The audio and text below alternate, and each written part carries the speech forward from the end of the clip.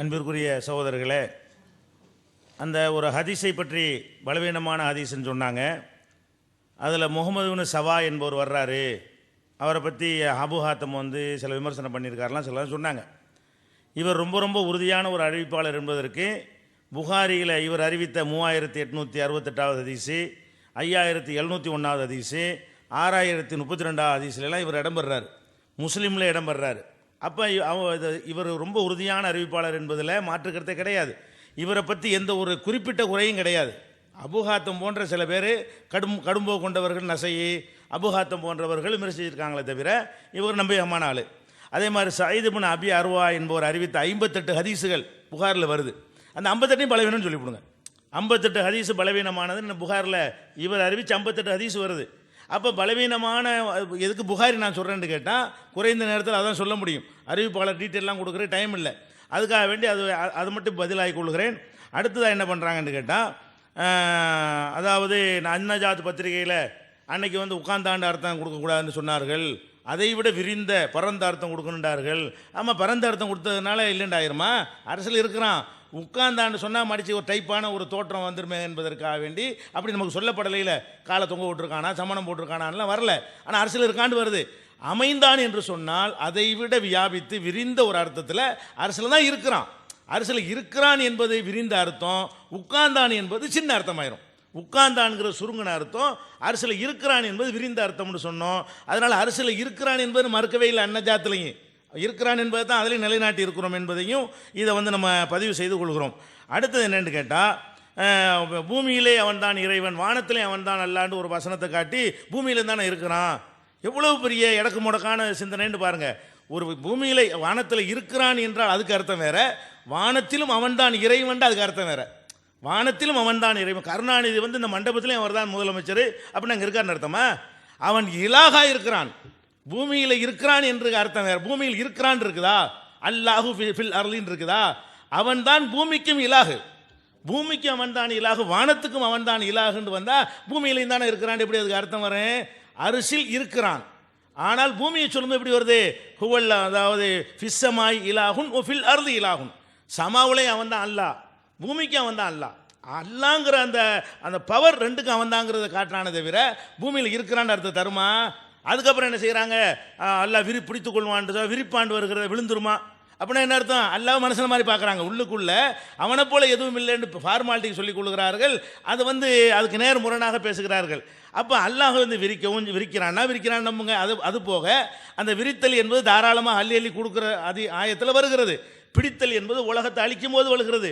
உலகத்தை அழிக்கும் போது அவன் பிடிப்பான், எப்பவும் பிடிச்சிக்கிட்டே இருக்க மாட்டான், பூமியை பிடிச்சி இருக்கணும் நசுக்கிட்டு இருக்க மாட்டான். அது ஒரு விஷயம். அடுத்து என்ன? அல்லாஹ் பூமியை சுருக்கும்போது அல்லாஹ் தான் அதில் இருக்கிறான், அவனையும் சேர்த்து நசுக்கிடுவானாண்டா. இது எவ்வளோ பெரிய கிண்டலான வார்த்தை. அல்லாஹ் பிடிப்பான் நானா சொன்னேன்? நான் பூமி வானத்தை அல்லாஹ் பிடிப்பான்னு சொன்னால் நீங்கள் என்ன செய்யலாம்? நீங்கள் என்ன வானத்தை பிடிப்பாங்கிறிய? அந்த வானத்தில் அல்லாவும் இருப்பானே, அவனையும் சேர்த்து அவன் பிடித்து கொள்வானான்லாம் கேட்கலாம். இது அல்லாஹ் சொல்கிறான், அல்லாஹ்வுடைய ரசூல் சொல்கிறாங்க. அப்போ ரசூல் ஸல்லல்லாஹு அலைஹி வஸல்லம் அவர்கள் நீங்கள்லாம் கேலி குத்தா சிரிச்சிங்களே, அது யாருக்கு உள்ள சிரிப்பது? ரசூல் ஸல்லல்லாஹு அலைஹி வஸல்லத்துக்கு எதிரான சிரிப்பு. ஏன்? ரசூல்லா தான் கையில் பிடிச்சு கொண்டார்கள்னு சொன்னாங்க, வான கையில் பிடித்து கொண்டார்கள்னு சொன்னது யாரு? அல்லாஹ்வுடைய தூதர். அப்போ தூதருக்கு எதிராக கேள்வி கேட்கப்படுகிறது, அது நமக்கு சிரிப்பாக இருக்கிறது. நம்ம எப்படி புரிந்து கொள்ளணும்? அவன் பிடிக்கிறான்னு வரும்பொழுது அவன் அதில் இருக்க மாட்டான்னு வழங்கலையா? இது ஒரு சிந்திக்கிற வழங்க மாட்டானா? அவன் எதை பிடிக்கிறான்னு சொல்கிறோமோ அப்போ என்ன விளங்கிறது? அவன் அதில் இல்லைன்னு அப்படி விளங்குறது அறிவா, அல்லது அல்லாஹ்வுடைய ரசூலை கிண்டல் பண்ணுறது அறிவா? அதுதான் அதற்கான பதில். இதில் சிரிக்கிற ஒன்றுமே கிடையாது. அடுத்ததான் என்னன்னு கேட்டால், அந்த அரசு விஷயமாக வரும்பொழுது அரசுக்கு மலைக்கு தூக்கினால் வெயிட் வந்துருமே. சரி, அரசில் உட்காந்து அரசு தாங்குற வெயிட்டுன்னு வரதானே செய்யும். மலைக்கு தூக்கலை அரசில் இருக்கானா இல்லையா? இருக்கான்னு சொல்லுங்க, இல்லைன்னு சொல்லுங்க. அரசில் இருக்கான்னு சொன்னால் அப்போ அல்லாஹ் அரசு துமுக்கிற அளவுக்குள்ள ஒரு வெயிட்டு, அரசு தாங்குற அளவுக்குள்ள ஒரு வெயிட்டுன்னு வரதானே செய்யும். வெயிட் அளவு தெரியாட்டானு எதை சொன்னாலும் வருமேண்டேன். அப்போ அந்த வெயிட்டுங்கிறதுலாம் கிண்டல் பண்ணக்கூடாது. அல்லாஹ்வுடைய விஷயங்களில் அல்லாஹ்வும் ரசூலும் சொல்லிவிட்டார்களே, ஆனால் அது என்ன அர்த்தங்கிறத நீங்கள் தெளிவாக சொல்லணும். உங்களுக்கு சொல்ல முடியாதுன்னு என்ன செய்யணும்? விளங்கலை, அல்லாஹ் சொல்கிறேன் நாங்கள் நம்புகிறோம், ஆமாண்ணான்னு போயிடணும். இதான் அடுத்த விஷயம். ஏன்னா லாஸ்ட் வரை புதிய ஆதாரங்கள் நான் வைக்கக்கூடாது, சொன்னதுக்கு பதில் தான் சொல்லலாம். அதாவது இப்போ இதுவரை உள்ள தொகுத்து நான் சில செய்திகளை சொல்ல வேண்டி இருக்கிறது. என்னென்னு கேட்டால், ஆரம்பமாக அல்லாஹ் வடிவத்தில் வருவான் என்று சொன்னேன், அதுக்கு தெளிவான ஆதாரங்களை காட்டேன். அதுக்கு என்ன செஞ்சாங்கன்னு கேட்டால், ஏற்கனவே பார்த்த வடிவத்தில் வந்தார்கள்னு நீங்கள் சொன்னீங்களே, அப்படி இருக்கான்னு கேட்டாங்க. ஏற்கனவே பார்த்த வடிவத்தில் தான் நான் சொல்லலை, அல்லாஹ்வுடைய ரசூல் சொன்னாங்கன்னு தான் இருக்குது. அப்போ ரசூல் சொன்னார்களே ஆனால் ஏற்கனவே பார்த்தார்கள் அது புரிந்து கொள்ளணும்னு சொன்னேன். அதுக்கு பதில் சொல்லவே இல்லை, கடைசி வரைக்கும் அதுக்கு பதில் வரவே இல்லை. அதே மாதிரி சாக்குங்கிறவங்களுக்கு எப்படி தெரியும்னு கேட்டீங்க. குரானில் இருக்கிறத வைத்து அந்த மக்கள் அறிந்து கொண்டார்கள் என்று ஆதாரத்தோடு சொல்லி நபிமார்கள் விசாரிக்கும் பொழுது எப்படி நடக்கும்லாம் சொன்னேன். அதுக்கு உங்களால் பதில் சொல்ல முடியலை. அது மாதிரி ஆனா பெண்ணா உருவண்டா ஆனா பெண்ணான்னு கேட்டீங்க. உருவண்டா ஆனா பெண்ணாண்டு இருக்கிற அவசியம் கிடையாது. உருவத்தில் நம்ம கண்ணுக்கு தெரிகிற உருவங்களே ஆண் பெண் இல்லாத அமீபாக்கள் வைரஸுகள்லாம் இருக்கிறது. ஒற்றை செல் பிராணிகளுக்கெல்லாம் ஆண் பெண் பால் கிடையாது என்பதையெல்லாம் சொன்னோம். அதுக்கு உங்களால் பதில் சொல்ல முடியலை. அதே மாதிரி மூசாவுக்கு தஜல்லியை காட்டினாண்டிங்க, அப்புறம் ஜபலுக்கு மலைக்கு காட்டினான்னு காட்டின பிறகு அதுக்கப்புறம் அது தப்புன்னு ஒத்துக்கொள்ளணும். அதை உங்களால் ஒத்துக்கொள்ள முடியலை. குரானுக்கு மாற்றமாக சொன்னாலும் அதை நீங்கள் நிலைநாட்ட பார்த்தீர்கள். அதுக்கப்புறம் விளக்கம் கொடுக்குறீங்கன்னு திருப்பி சொன்னீங்க. நாங்கள் விளக்கமே கொடுக்கல, நீங்கள் தான் விளக்கம் கொடுக்குறீங்க. நாங்கள் நேரடியான அர்த்தத்தை தான் சொல்கிறோம். சூரத்துங்கிறோம், பார்த்தானுங்கிறோம், இருக்கிறாங்கிறோம், மேலேங்கிறோம், வானத்தில் இருக்காங்கிறோம், பூமியில் இருக்கான்னு சொன்னால் தான் பூமியில் இருக்கான்னு நாங்கள் சொல்லுவோம். அப்படி வசனம் இல்லை. வானத்தில் இருக்கிறான், அரசில் இருக்கிறான், அரசு பிடிப்பார்கள், இதெல்லாம் வைத்துக்கொண்டு என்ன செய்கிறோம்? உள்ளதுக்கு உள்ள அர்த்தம் செஞ்சது யார், வியாக்கியானம் கொடுத்தது யார் என்று கேட்டோம். அதுக்கு பதில் கிடையாது. பண்பு நீங்கள் பண்பு எப்படி பார்க்க முடியும்னு கேட்டோம்.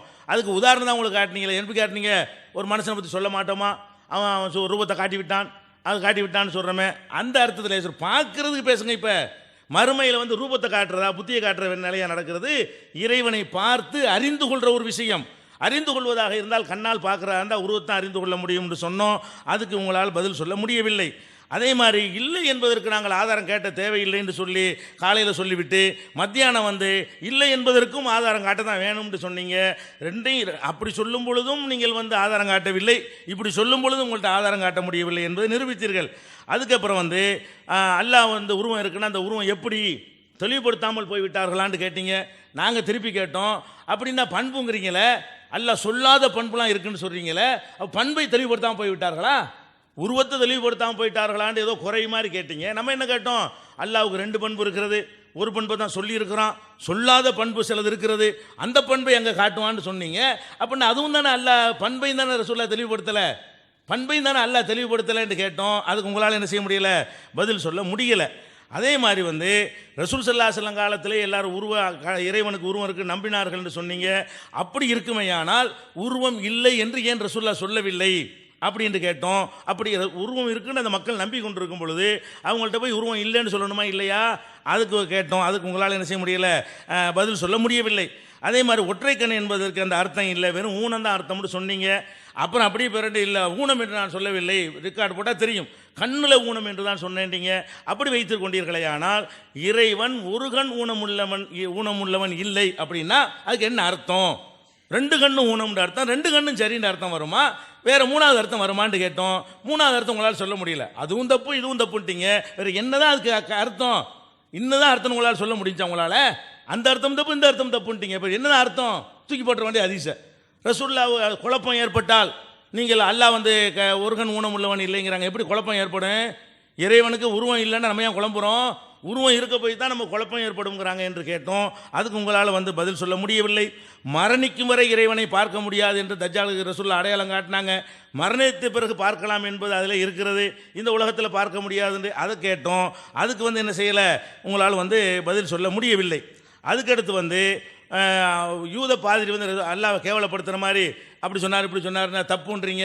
அப்படி தப்பாக ஒருத்தர் சொல்லும்போது அதை அங்கீகரிக்கிறவங்க ரசூலுல்லாஹ் சிரிச்சிருப்பாங்களா கண்டிச்சிருப்பாங்களா? தப்பை பார்த்து ரசூலுல்லாஹ் வேடிக்கை பார்த்து கொண்டு இருந்தார்களான்னு கேட்டோம். அதுக்கு பதில் நீங்கள் சொல்லவில்லை. அதே மாதிரி ரசூலுல்லாஹ் ஒரு முன்னறிவிப்பு செய்தார்கள், ஒத்த கண்ணு உள்ள ஒருத்தன் தான் தன்னை இறைவன் என்று வாதிடுவான், அவனுக்கு சில சக்தியெல்லாம் எல்லாம் கொடுத்துருப்பான், அது ஒரு முன்னறிவிப்பு. அப்போ 2 கண்ணு நல்லா இருக்கிறமா இறைவன் வாதிட்டா ஏற்றுக்கலாமான்னு நீங்கள் வாதம் தப்புன்னு சொன்னோம்.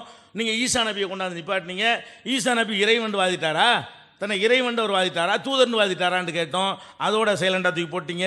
அதுக்கப்புறம் ரசூல் ஸல்லல்லாஹு அலைஹி வஸல்லம் காதை பிடிச்சி காட்டி இறைவன் கேட்பவனாக இருக்கிறான், கண்ணை காட்டி இறைவன் பார்ப்பவனாக இருக்கிறான், இப்படி பிடித்து காட்டி வானத்தை பிடிப்பான் பூமியை பிடிப்பான் செஞ்சு காட்டி கீழே உழுவுற அளவுக்கு செஞ்சாங்கண்டோம். அதுக்கு என்ன செஞ்சீங்க?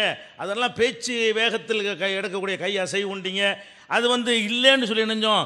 கண்ணை இப்படி காட்டி கேட்பவனாக இருக்கிறான்னு சொல்லி அந்த சொல்லுக்கு மேட்சா சைகை பண்ண அந்த அர்த்தம் வருமானு கேட்டோம். அதுக்கு என்ன செய்யலை? உங்களால் ஆன்சர் பண்ண முடியவில்லை. அதே மாதிரி ஆதமை 2 கரங்களால் படைத்தாண்டும் 1 கரங்களை படைத்தான்னு சொன்னீங்க. சொன்னீங்க. அது மாதிரியான வார்த்தை பிரயோகங்கள் ஹதீஸில் புகாரில் இருக்குன்னு எடுத்து காட்டணும். அதுக்கு உங்களால் என்ன செய்ய முடியல, பதில் சொல்ல முடியலை. நூஹ் அலைஹிஸ்ஸலாம் ஆதம் அலைஹிஸ்ஸலாம் போய் உங்களை கையால் ஆதம் அலைஹிஸ்ஸலாம்கிட்ட நூஹ் நபி போய் உங்களை இறைவன் தன் கையால் படைத்தாண்டாங்க, அது அந்த ஹதீஸுக்கு என்ன அர்த்தம்னு கேட்டோம். அதுக்கு உங்களால் பதில் சொல்ல முடியலை. அது மாதிரி மூசா நபியும் அதே மாதிரி கேட்டிருக்கிறாங்க, ஆதம் அலைஹிஸ்ஸலாத்திட்ட உங்களை இறைவன் கையால் படைத்தாண்டு, அதுக்கு உங்களால் வந்து பதில் சொல்ல முடியலை. அப்போ அதுக்கப்புறம் வந்து முகம் என்பது வந்து உடம்பை தான் குறிக்கும்னு நீங்களே சொன்னீங்க. அல்லாவுடைய முகம் முகத்தை தவிர மற்றது அழியும் என்றால் மற்ற காய்கள்லாம் அழிஞ்சு வருமானு கேட்டீங்க. முகம்னு சொல்வது சாதாரணமாக முகத்தை சொன்னால் உடம்பை தான் குறிக்கும் நீங்களே வியாக்கியானம் கொடுத்தீங்க. அந்த வியாக்கியானம் அல்லாவுக்கு ஏன் சொல்லக்கூடாது? அல்லாவுடைய முகம் அழியும், முகம் மிச்சமாக இருக்கும் என்றால் அவன் மிச்சமாக இருப்பான், அது உருவத்தை தான் காட்டுதுன்னு நாங்கள் விளக்கம் சொன்னோம். அதுக்கு உங்களால் என்ன செய்ய முடியலை, பதில் சொல்ல முடியலை. தௌராத்தை தன்னுடைய கையை கொண்டு அல்லாஹ் உங்களுக்கு எழுதி தந்தான் அப்படின்னு சொன்னாங்க, அது மூசா நபிகிட்ட சொன்னாங்கன்னு சொன்னோம். அதுக்கு உங்களால் என்ன செய்ய முடியலை, பதில் சொல்ல முடியலை. அது மாதிரி வந்து அல்லாஹ் வந்து காலால் நரகத்தை மிதிப்பான்னு சொன்னோம். காலால் நினச்சி அல்லாஹ் நரகவாசியான்னு கேட்டீங்க, ஹதீஸை கிண்டல் பண்ணுற மாதிரி. காலால் மிதிப்பான்னு நான் சொல்லலை, அல்லாஹ்வுடைய ரசூல் தான் சொன்னாங்க. நரகத்தை மிதித்து அதுக்கு மேலே தன்னுடைய ஆதிக்கத்தை காட்டு வந்து நரகவாசிங்கிற அர்த்தம் வராது, ஹதீஸை கிண்டல் பண்ணாது என்று சொன்னோம். அதில் தப்பாக விளக்கம் சொன்னீங்க. அது மாதிரி வந்து ஆதம் அலைஹிஸ்ஸலாத்தை கூப்பிட்டு 2 கையும் மூடி காட்டி விரித்து திறக்க சொன்ன ஹதீஸில் அது வலது கையும் வருது, இடது கை 2 கையும் வருது, அதுக்கு என்ன சொல்கிறீங்க அப்படின்ட்டு கேட்டோம். அந்த ஹதீஸிலேயே அல்லாஹ்வுக்கு அந்த வலதுங்கிறது வந்து 2மே பாக்கியமானது தான் என்பதையும் சேர்த்து சொன்னார்கள்னு சொன்னோம். அதுக்கு வந்து நீங்கள் வந்து என்ன செய்யலை, பதில் சொல்லவே இல்லை. அது மாதிரி ஆதம் அலைஹிஸ்ஸலாத்தை தன் வடிவத்தில் அல்லாஹ் படைத்தான், அதுவும் முகத்தில் அடுக்கி அதை பார்த்து விட்டு அந்த வார்த்தையை சொன்னாங்கன்னு சொன்னோம். அதுக்கு உங்களுக்கு பதில் சொல்ல முடியவில்லை. அதுக்கப்புறம் வந்து ரொட்டியை புரட்டுவது போல் அல்லாஹ் புரட்டுவான்னு ஹதீஸை சொல்லும் பொழுது அல்லாஹ்வை கிண்டல் பண்ணுற மாதிரி கரண்டியை போட்டுக்கிட்டு புரட்டி வானாண்டிங்க, கையை கொண்டு நாங்கள் இருக்கிறது. ஹதீஸில் கரண்டியை போட்டு புரட்டுவான்னு இல்லை. ஹதீஸில் என்ன இருக்குது, இப்போ எதிகின்னு இருக்கிறது. இதை சொல்லுவது நான் இல்லை. கேள்வியெல்லாம் யார்கிட்டன்னா அல்லாட்ட. அல்லாஹ் சொன்னதையே கிண்டல் பண்ணி லந்து பண்ணக்கூடிய விதத்தில் என்ன செய்கிறீங்க, அல்லாஹ் வந்து ரொட்டியை போட்டு கரண்டி கொண்டு போய் பரட்டுவானா அப்படிங்கிறீங்க. அப்போ இது யார்கிட்ட கேட்குற கேள்வி? இப்படிலாம் கேட்பீங்கன்னு ரசூல் அப்படி சொல்லியிருப்பாங்களா? அல்லாஹ்வுடைய தூதருக்குரிய மரியாதையோடு இந்த சொல்லுக்கு நீங்கள் கொடுத்து பேசுனீங்களா? கரண்டியை கொண்டு போய் பரட்டினானான்னு சொல்லிட்டு என்ன செய்கிறீங்க, அதை வந்து ஹதீஸை கிண்டல் பண்ணுறீங்க. அதே மாதிரி வந்து அல்லாஹ்வுடைய வலப்புறத்தில் நீதிமான்கள் இருப்பார்கள்னு சொன்னோம். அப்போ வலப்புறம்னா என்ன, இடதுபுறம் அல்லாஹ்வுக்கு சொல்லப்படுதுன்னு சொன்னோம். இடது கையால் பிடிப்பான், வலது கையால் பிடிப்பான் என்றெல்லாம் ஆதாரங்களை காட்டணும். அதுக்கெல்லாம் உங்களால் என்ன செய்ய முடியலை, பதில் சொல்ல முடியலை. அது மாதிரி வந்து 3 கைப்பிடி அள்ளி போட்டு மக்களை நரகத்தை விட்டு வெளியேற்றுவான்னு சொன்னோம். அது ஏன் 3 கைப்பிடி இல்லை, 2 கையால் 3 தடவை அள்ளி வெளியே போடுவான் என்று சொன்னோம். அதுக்கு உங்களால் அந்த ஹதீஸுக்கு உங்களால் பதில் சொல்ல முடியவே இல்லை. அது மாதிரி வந்து தீர்ப்புலாம் ஆன பிறகு எல்லாரும் சிபாரிசு பண்ணிட்டீங்க, ஏன் பங்கு கொஞ்சம் இருக்குன்னு சொல்லிட்டு ஒரு கொத்து நரகத்திலேருந்து மக்களை அள்ளி கை நிறைய அள்ளி போடுவான், சொர்க்கத்துக்கு போடுவான்னு சொன்னோம். அது வந்து அது ஏன் கையில் அள்ளுவான்னு சொல்லணும், அதுக்கு என்ன அர்த்தம் அப்படின்னு கேட்டோம். ஹதீஸில் தெளிவாக இருக்குதே, கைப்பிடின்னு வருதுன்னு சொன்னோம். அதுக்கு உங்களால் பதில் சொல்ல முடியலை. அது மாதிரி வந்து ரசூலுல்லாஹ் கேட்டாங்க, இறைவா உன்னை பார்க்கக்கூடிய லதத்தை இன்பத்தை எனக்கு கேட்குறேன். பார்த்தல்ங்கிற ஒரு இன்பம் எதை பார்க்க முடியும்? சூனியத்தையா பார்க்க முடியும்? ஒன்றுமில்லாதையா பார்க்க முடியும்? மறுமையில் எல்லாரும் நேருக்கு நேராக பார்ப்போம்னு இருக்கிறது, எதை போய் பார்ப்போம்? நம்ம கண்ணை கொண்டுல அல்லாவுக்கு என்னவா இருந்து நம்ம தானே பார்க்க போகிறோம் கண்ணால். நம்ம கண்ணால் ஒன்று பார்க்குவோம்னா எதை போய் பார்க்க போகிறோம்? அதில் என்ன இன்பம் வரும்னு கேட்டோம். அதுக்கு வந்து பதில் இல்லை. அதுக்கப்புறம் வந்து ஒரு இடத்துல எமீனுக்கு ஒரு அர்த்தம் செய்கிறீங்க, அடுத்து ஒரு எமீனுக்கு வேறு அர்த்தம் செய்கிறீங்கன்னு கேட்டீங்க. அல்லாஹ்வுடைய வசனத்தில் எப்படி இருக்குங்க, மன்கான பி ஹாதிஹி ஆகுமா ஒஹோஃபில் ஆகிரத்தி ஆகுமா. ஒருத்தன் துன்யாவில் குருடனாக இருந்தால் மறுமையிலையும் குருடனாக இருப்பான். அந்த குருடனுக்கு அர்த்தம் வேறு, இந்த குருடனுக்கு அர்த்தம் வேறு. துன்யாவில் கூட்டு போயெல்லாம் குருடனாக இருக்க மாட்டான். துன்யாவில் கருத்து குருடனாக இருந்தால் அங்கே நிஜ குருடனாக இருப்பான்ட்டு அர்த்தம் மாறு. ஒரு ஆயத்தில் 2 வரலாம், அப்படி எந்த ரூலும் கிடையாது. பொருந்துதான் மட்டும் பார்க்கணும். அங்கே ஒரு அர்த்தம் செஞ்சால் அதுதான் சரியான அர்த்தமா, இங்கே ஒரு அர்த்தம் செஞ்சால் அது சரியான அர்த்தமானு பார்க்கணுமே தவிர அதுக்கான இடக்கு முடக்க எந்த இடத்துல எதை வேணாலும் செய்வேன்னு போயிடக்கூடாது. பொருந்த வேண்டும், காரணம் இருக்க வேண்டும், ஏற்கத்தக்கதாக இருக்க வேண்டும்னு சொன்னோம். அதுக்கு வந்து உங்களால் என்ன செய்ய முடியலை, பதில் சொல்ல முடியவில்லை. அது மாதிரி நீங்கள் கற்பனையாக உருவத்தை உண்டாக்குறீங்கன்னு சொன்னீங்க. நாங்கள் கற்பனையாக சொல்லவே இல்லை. அல்லாஹ் ரசூல் என்ன சொன்னாங்களோ அதை தாண்டி நாங்கள் ஒன்றுமே சொல்ல மாட்டேங்கிறோம். அல்லாவும் ரசூலும் எதை, அல்லாவுக்கு ஈரக்குலை இருக்குது, அல்லாவுக்கு கிட்னி இருக்குலாம் நாங்கள் சொன்னோமா? இருந்தால் தான் சொல்லுவோம். அல்லாஹ்வும் ரசூலும் என்ன சொன்னாங்களோ அதை நிறுத்தி கொண்டோமே தவிர நாங்கள் கற்பனையாக நீங்கள் தான் கற்பனை பண்ணி ரத்தம் இருக்குதா, சதை இருக்கா, நரம்பு இருக்காண்டிங்க, நாங்கள் அந்த கற்பனைலாம் பண்ண மாட்டோம். அல்லாஹ் சொன்ன அளவோடு நிறுத்தி கொள்வோம். அல்லாஹ்வுடைய எதுக்கு அல்லாஹ் வேஸ்ட்டாக நமக்கு சொல்கிறோம், கிறுக்கனா அல்லாஹ் எதுக்கு தானே நமக்கு சொல்கிறான், குர்ஆனில் எதுக்கு சொல்கிறான், ஹதீஸில் எதுக்கு, அல்லாஹ்வுடைய ரசூலையும் எதை சொல்கிறாங்க, நமக்கு பயனட்டு சொல்லிவிட்டாங்களா? இப்படிலாம் புரிஞ்சு கொள்வாங்கன்னு தெரிஞ்சு தானே சொல்கிறாங்க. அப்போ ரசூல் ஸல்லல்லாஹு அலைஹி வஸல்லம் சொன்ன சொல்லுக்கு ஒரு வெயிட்டை கொடுங்க. என்ற அடிப்படையில் சொன்னோம். அதுக்கு பதில் இல்லை. அது மாதிரி அல்லாஹ்வுக்கு சிலை வச்சாங்கன்னு சொன்னீங்க. அப்போ அப்பட்டமாக சொன்னீங்க மக்கா காபிர்கள்லாம் அல்லாஹ்வுக்கு சிலை வச்சாங்கன்னு ஆதாரம் காட்டுங்கன்னு. நீ ஆதாரம் காட்டவே இல்லை. சரி, அல்லாஹ் அது மாதிரி வந்து முடிஞ்சா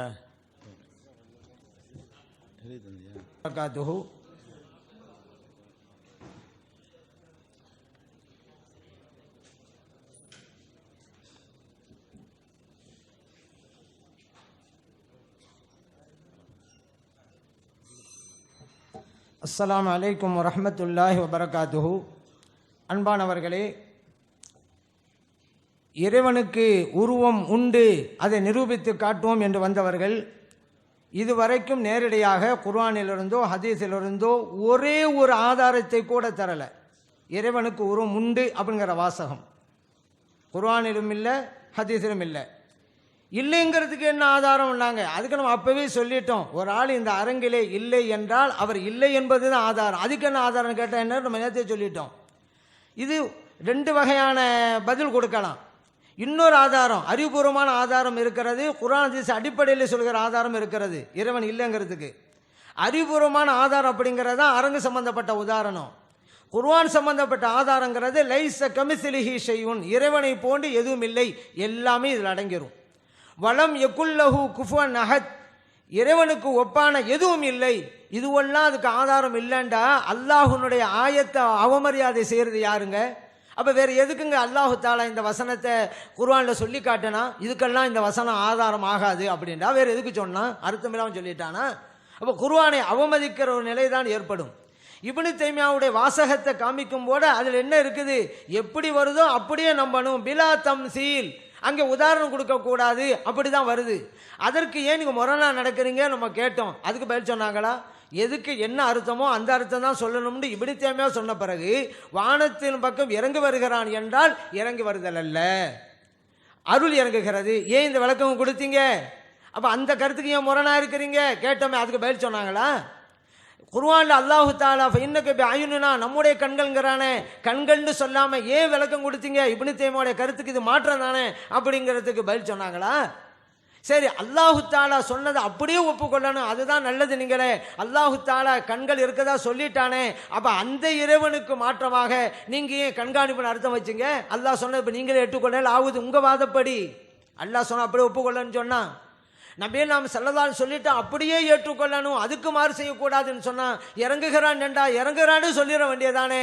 ஏன் அருள் இறங்குகிறேன் நீங்கள்? இப்போ நபியே நாம் ஸல்லல்லாஹு சொன்னதை நீங்கள் மதிக்கலேண்டு ஆகுதே உங்கள் வாதப்படி. அல்லாஹ்வுடைய கருத்தை நீங்கள் ஏற்றுக்கொள்ளலேண்டு ஆகுதே உங்கள் வாதப்படி. இறைவனுக்கு கண்ணு இருக்குதுங்கிறதுக்காக நீ கொண்டு வந்த ஹதீஸில் கண்ணு இருக்குங்கிறது எங்கே இருக்குது?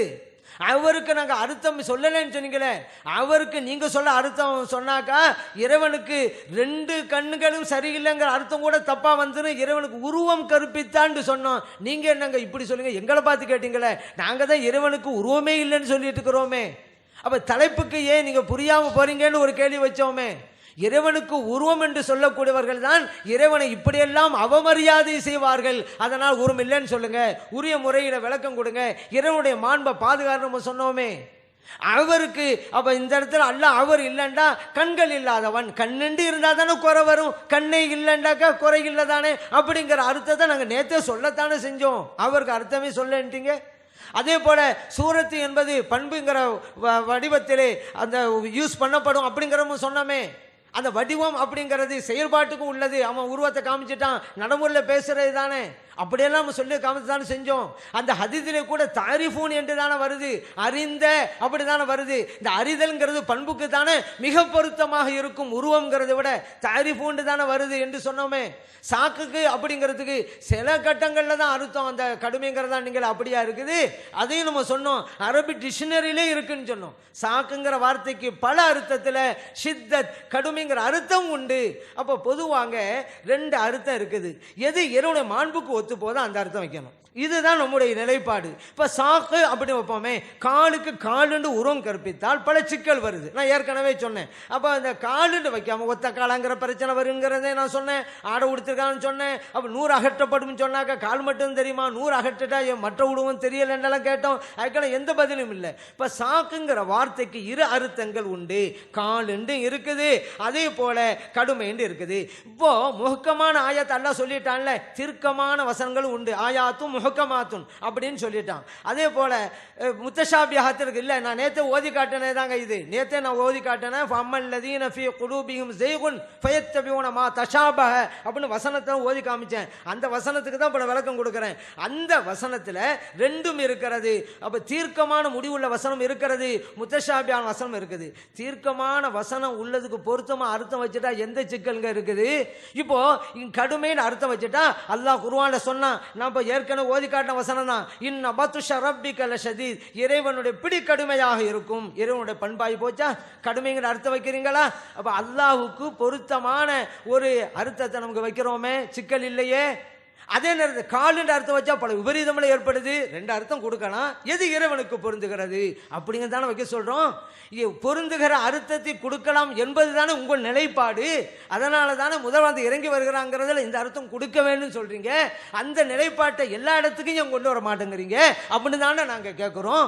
அதே போல கையின்னு சொல்லிட்டா ஒரு இடத்துல பரக்கத்துங்கிறீங்க, இன்னொரு இடத்துல கையுங்கிறீங்க. அப்போ பரக்கத்துங்கிற அர்த்தம் கொடுக்கலாம் என்கிறது தானே உங்கள் நிலைப்பாடாக இருக்குது. இறைவனுடைய கையுக்கு கில்தா எதைகின்னு வருது. இறைவனுடைய 2 கைகளும் எமீனும் பரக்கத்துட்டீங்க.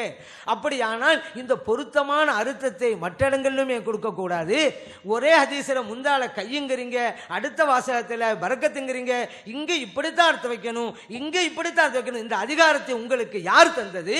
உங்களுடைய முடிவா? அப்போ இன்னொரு ஆள் இல்லை 2 இடத்திலும் கையென்று தான் நான் பொருள் கொள்வேன் என்றால் இன்னும் கொள்ளாதே என்று சொல்வதற்கு நமக்கு என்ன அதிகாரம் இருக்கிறது? அப்படியானால் இறைவன் பல கைகள் என்றல்லவா வரும். இறைவனுக்கு உருவம் என்று வந்துவிட்டால் கற்பனையிலே பல கைகள் உள்ள உருவங்களும் விக்கிரகங்களும் வந்துருமே. அப்போ ஒரு கைன்னு விளங்கும், ஒரு கை என்று அவன் சிந்தனையில் இருப்பான், விக்கிரகம் அவன் சிந்தனையில் இருக்கும். அதே போல 2 கை என்று விளங்கக்கூடியவன் 2 கை உள்ள உருவத்தை அந்த விக்கிரகத்தை அவன் சிந்தையிலே வைத்திருப்பான். அப்ப அதையெல்லாம் அவன் வணங்குவான். அப்படின்னு வந்தா அப்ப இறைவனை வணங்கல, விக்கிரகத்தை வணங்கிக்கிட்டு இருக்கிறோம். கல்லிலே உள்ள விக்கிரகம் அல்லது கற்பனையிலே உள்ள விக்கிரகத்தை அல்லவா நம்ம வணங்கிட்டு இருக்கிறோம். ஆண்டாண்டு காலங்கள் நாம் வணங்குகிறோம் என்றால் அல்லாஹ்வை வணங்கல, நம்முடைய கற்பனையில் இருக்கக்கூடிய விக்கிரகங்களை வணங்குகிறோம். மறுமையிலே எப்படி வெற்றி பெற முடியும் என்று நாம் கேட்டோமே.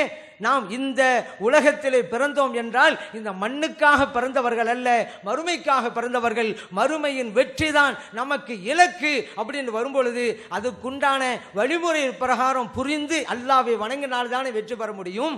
விக்கிரகங்களை வணங்குவது இணை வைப்பல்லவா?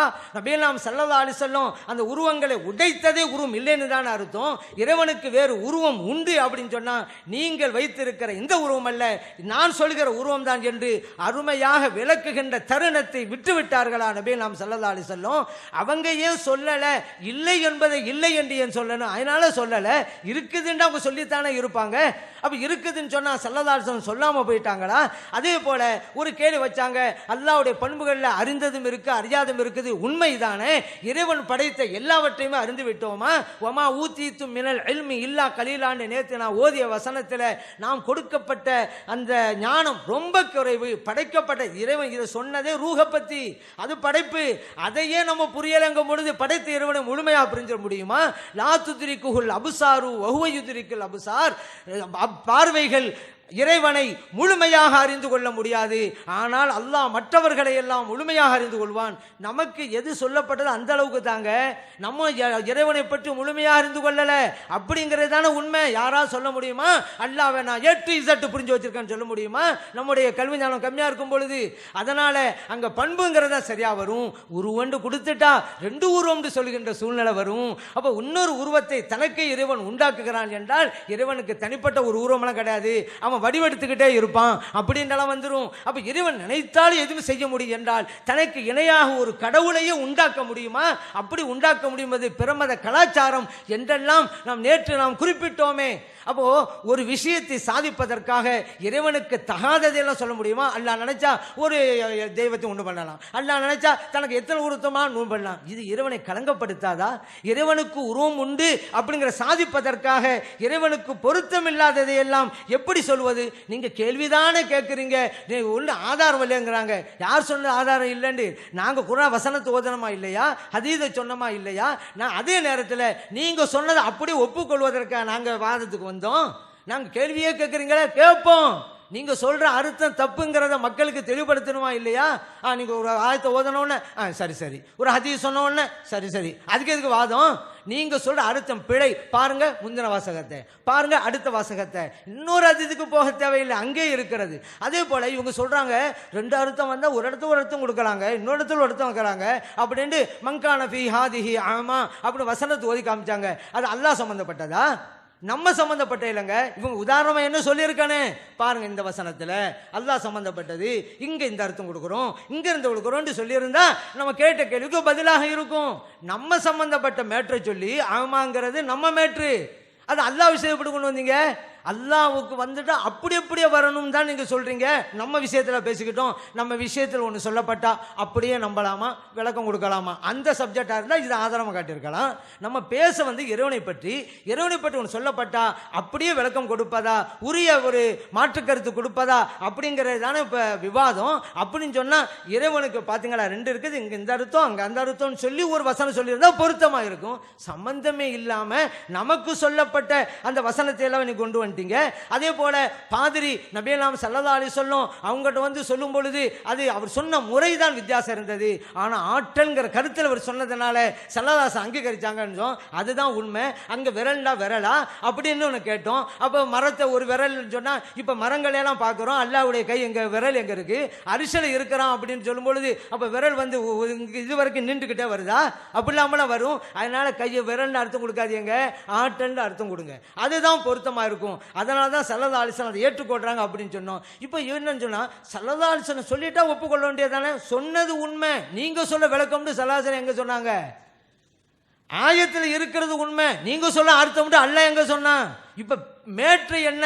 ஸல்லல்லாஹு அலைஹி வஸல்லம் சொன்னது சரியா இல்லையாங்கிறதா மேற்று? என்ன தலைப்பே மாத்திக்கிட்டு இருக்கிறீங்க? அல்லாஹ் தஆலா சொன்ன ஆயத்து சரியா இல்லையா அப்படிங்கிறதா மேற்று? நீங்க கொடுக்கிற அர்த்தம் சரியா இல்லையாங்கிறத பேசிக்கிட்டு இருக்கிறோம். நீங்க சொல்ற அர்த்தம் தப்புன்னு நாங்க சொல்லிக்கிட்டு இருக்கோம், வரிக்கு வரிய சொல்லிக்கிட்டு இருக்கோம், முன் வசனம் பின் வசனத்தை பாருங்கன்னு சொல்லிக்கிட்டு இருக்கோம். அதை விட்டு அல்லாஹ் சொல்றியா மறுக்கிறீங்க அப்படிங்கிறீங்களே, நாங்கள் மறுக்கிறோமா? ஆயத்து குர்ஆன்ல இது இல்லைன்றா சொல்ல வந்தோம். நீங்க சொல்ல அர்த்தம் இருக்கான்னு சொல்லுங்க. அரிசிக்கு அப்படித்தான் அவங்க கேட்டுட்டாங்க, அரிசில அப்படி என்ன அர்த்தம் வைக்கிறேன்னு அவங்க கேட்டாங்க. அவங்க நாங்கள் வாசிச்சு காமிச்சதுல என்ன அர்த்தம் இருக்குது, அதுல அதிகாரம் செலுத்தினான் அப்படி அர்த்தம் வச்சுட்டா அல்லாஹ்வுடைய மாண்புக்கு மேலும் மெருகூட்டுகிறது. நான் ஏற்கனவே சொன்னேன், ரெண்டு அர்த்தம் இருந்தா அல்லாஹ்வுக்கு பொருத்தமான அர்த்தம் கொடுங்கிறோம். நீங்க அல்லாஹ்வை கேலி கிண்டல் செய்கிற அர்த்தத்தை கொடுக்குறீங்கிறோம். ஆனா நீங்க எங்களை போய் கேலி கிண்டல் செய்கிறீங்க. நாங்க உருவம் இருக்குன்னு சொன்னாலும் கேள்வி கொண்டு வரேன். அல்லாஹ் அர்ஷத்துக்கு உட்கார வச்சுட்டா 8 மலக்கள் தூக்குறாண்டு வந்தா அல்லாவுக்கு எடை இருக்குன்னு வருமே. அல்லாவுக்கு கிண்டல் செய்யுங்களா, எடை இருக்குதா, எத்தனை கிலோ 8 மலக்கு சேர்ந்து அல்லாஹ் தூக்கிற முடியுமான்னு கேட்டா அரிசிக்கு எடைன்னு சொல்றீங்க. அரிசிக்கு எடை பத்தி பேசுறோம், அது எத்தனை தான் எங்களுக்கு என்ன? அல்லாஹ் பத்தில பேசுறோம். இப்ப அல்லாஹ்வுக்கு ஒரு எடை இருக்கிற மாதிரி சூழ்நிலையை கற்பிப்பது அது அவனுக்கு அவமரியாதை ஏற்படுத்துமா? அல்லாஹு தஆலா ஆட்சி அதிகாரத்தை செலுத்துகிறான் நாங்கள் சொல்வது அது அவமரியாதை ஏற்படுத்துமா? நாங்க சொல்ற அர்த்தம் தானே அல்லாஹ்விற்கு கண்ணியத்தை கூட்டுகிறது. அதே போல அல்லாஹ்வுக்கு கையின்னு சொல்லிட்டாக்கா ஒரு கை விரிச்சிருக்கு, இன்னொரு கை மடக்கி இருக்கு, அந்த பிரச்சனை வருது. 4 கையில் வருது, 2 கையில் வருது. அதே போல ஆதம் அலைஹிஸ்ஸலாம் உள்ள விஷயத்தில் கூட 2 கையால் படைத்தான் சொல்லும் பொழுது தன்னுடைய பிரத்யேகத்தன்மை அப்படிங்கிறது கூட சொன்னோம். மற்றவர்களை இறைவன் படைத்ததற்கும் ஆதம் அலைஹிஸ்ஸலாம் படைத்த வித்தியாசம் இருக்குது. பிரத்யேகத்தை அல்லாஹ் தஆலா அங்க காமிச்சான். எத்தனை நேரங்களை காமிக்கிற மாதிரி பைத்துல்லா அப்படின்னு சொல்ற மாதிரி. அப்ப அதனால பிரத்யேகத்தன்மை கைக்கு கையில் அர்த்தம் வைக்காதீங்க. அப்ப 4 கை 5 கண்டல் ஆகும், ஒரு கை மடக்கி இருக்கும், வானம் கையில் இருக்குன்னு சொன்னா கீழே விழுந்துற மாதிரி எல்லாம் அர்த்தம் வருது. இது அல்லாஹ்வை கேலி கிண்டல் செய்து அந்த அர்த்தம் கொடுக்காதீங்க, வல்லமைன்ற அர்த்தம் கொடுங்க. இதுதான் அல்லாஹ்வுடைய கண்ணியத்தை கூட்டுங்கிறோம். அல்ல கையிண்டு கொடுத்தா அது கண்ணியமா? அல்லாஹ்வுடைய ஆற்றன்னு சொன்னா கண்ணியமாங்க? வெளியில யாருக்குமே தெரியும். நாங்க கேள்வி கிண்டல் சொல்ல அல்லாஹ் சொல்ல மறுக்கிறா, அல்லாஹ் சொல்ல நாங்க மறுத்தோம். நீங்க சொல்ற அர்த்தம் தப்புன்னு தான் பேசிக்கிட்டு இருக்கோம். இப்ப மற்ற விஷயங்கள் எல்லாம் பொருத்தமான விளக்கம் கொடுக்கலாங்கிறது ஒப்புக்கொள்றீங்க. அல்லாஹ் சொன்னா அப்படியே நம்மளும் சொல்லிடுறீங்க. அதுக்கு சில வசனங்களை ஓதி காட்டணும். அல்லாஹ் மக்கரு செய்கிறான், நேற்று ஓதி காட்டணும். அல்லாஹ் ஏமாட்டுக்கிறான்னு வருதும், அல்லாஹ் தாலா மோசடி செய்கிறான்னு வருது, அல்லாஹ் தாலா மறந்துக்கிறான்னு வருது. அப்ப அல்லாஹ் மறதியாளன்னு அப்படி அப்படியே அர்த்தம் வைக்க முடியுமா? அல்லாஹ் சூழ்ச்சிக்காரன் அப்படி அப்படியே சொல்ல முடியுமா? அங்கெல்லாம் வேற விளக்கம் தானே கொடுக்குறோம். அல்லாஹ் உங்கள் கூட இருக்கிறான்னு வருது, அதுக்காக வேண்டி நம்ம கூட இறங்கிட்டான்னு அர்த்தம் கொடுக்க முடியுமா? அதுக்கெல்லாம் பொருத்தமான அர்த்தம் தானே கொடுக்குறோம். இப்படி இந்த சிந்தனை ஏன் வானத்துக்கு வர மாட்டேங்குது? அப்ப வானத்தில் இன்னும் பாருங்க, இன்னும் சொல்றாங்க, வானத்திலும் பூமியிலும் இருக்கிறான்டா, வானத்திற்கும் பூமிக்கும் இறைவன் அர்த்தமா. இந்த அர்த்தத்தை தானே வானத்திலே இருக்கிறான்னு வரும்பொழுது வானத்து இறைவன் சொல்லுங்கிறோம்.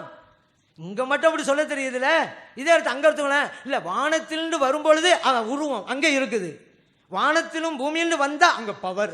இந்த அதிகாரத்தை உங்களுக்கு யாரு கொடுத்தது? அங்க அல்லான்னு தான் நினைக்கணும், இங்க பவர் தான் அர்த்தம் கொடுக்கணும். இந்த பவர் உங்களுக்கு யாரு தந்தது? ஆளுக்கு வசனத்துக்கு அர்த்தம் சொல்லி போட்டா நிலைமை என்ன ஆகுறது? அதனால தான் சொல்றேன், இறைவனை நாம் வணங்க வேண்டும், முறைப்படியாக நாம் வணங்க வேண்டும். மாறி வணங்கிட்டா நாம் அல்லாவை அல்லாவாக நாம் வணங்கல, வேறு எதையோ வணங்கி கொண்டிருக்கிறோம். வெளிப்படை அல்லான்னு சொல்லி வருவோம், உண்மையை புரிவோம்.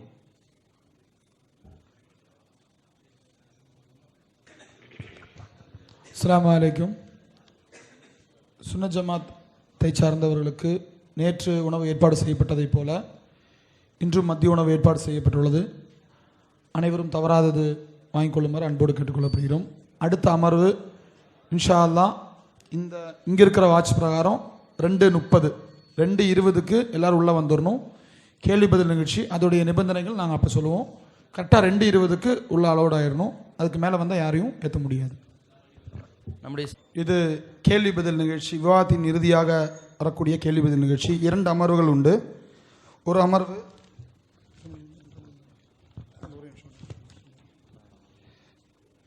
பகல் 2:30 மணி முதல் 5 மணி வரை கேள்வி பதில் நிகழ்ச்சி. மாலை 5 மணி முதல் 7:30 மணி வரை அசர் மக்ரிப் தொழுகை இடைவேளை. மாலை 7:30 மணி முதல் 9:30 மணி முதல் கேள்வி பதில் நிகழ்ச்சி. கேள்வி கேட்போரின் ஒழுக்கங்கள். இந்த கேள்வி கேட்கணும் அப்படின்னு நினைக்கிறவங்களுக்கு உண்டான ஒரு விதிமுறைகள் நாம் வகுத்திருக்கோம். ஒப்பந்தத்தில் இருசாராரும் கையெழுத்திட்டு எடுத்த முடிவு. தயவு கூர்ந்து இந்த விதிமுறைகளுக்கு உட்பட்டு கேள்வி கேட்குறவங்களுக்கு மட்டும்தான் இங்கே அலௌடு. மாக்கி இருக்கிறவங்களுக்கு யாரும் இந்த கேள்வி கேட்குறதுக்கு அனுமதி இல்லை. ஒன்று. இரண்டாவது விஷயம், இந்த கேள்வி பதில் நிகழ்ச்சி முடிகிற வரைக்கும் யாரும் வெளியே போகக்கூடாது. அப்படி வெளியே போனால் உள்ள அலௌடு கிடையாது. அதை நீங்கள் கருத்தில் வச்சுக்கணும். அது ஏற்கனவே ஒப்பந்தத்தில் இருக்குது. மற்ற நேரத்தில் நம்ம அது அந்த யூரின் பாஸ் பண்ணுறதுக்கு அதுக்கு இருக்கிறதுனால பெரிய கடுபடி நம்ம பண்ணலை. கேள்வி பதில் நிகழ்ச்சியில் இன்ஷா அல்லாஹ் அது கடுமையாக நம்ம இது பண்ணுவோம். முதல் கேள்வியை கேட்கும் அணியை டாஸ் போட்டு அதில் வெற்றி பெறும் அணி முடிவு செய்யும். இரு அணியினரும் சுயேட்சை முறையில் சம எண்ணிக்கையில் கேள்வி கேட்க அனுமதிக்கப்படுவார். 2. விவாதத்தின் தலைப்புக்குட்பட்டே கேள்விகளை கேட்க வேண்டும். 2. விவாதத்தின் தலைப்புக்குட்பட்டே கேள்விகளை கேட்க வேண்டும். 3. ஒரு நபர் ஒரு கேள்வி மட்டுமே கேட்க அனுமதிக்கப்படுவார். 2 நிமிடத்திற்குள் கேள்வி கேட்க வேண்டும். 4.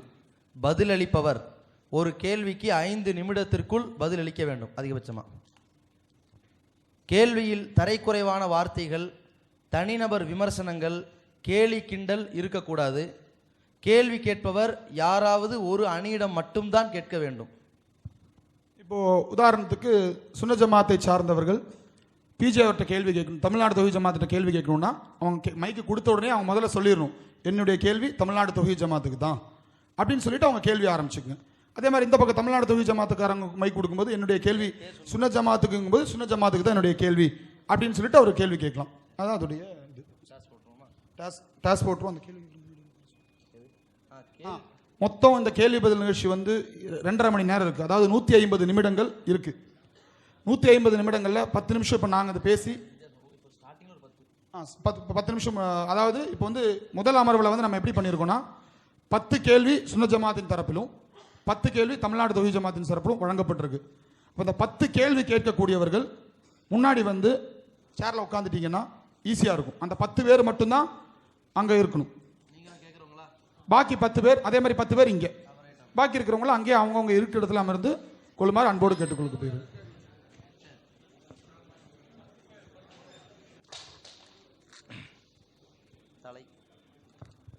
தலை அதாவது தலை நம்ம சரி.